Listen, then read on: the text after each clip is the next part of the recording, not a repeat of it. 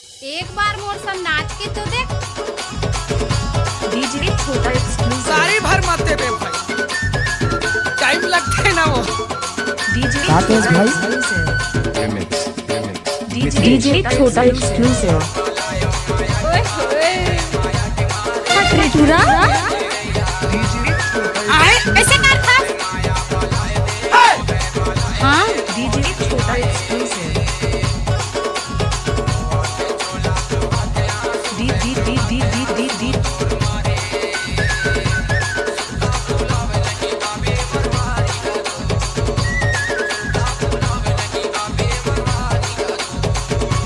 DJ छोटा exclusive.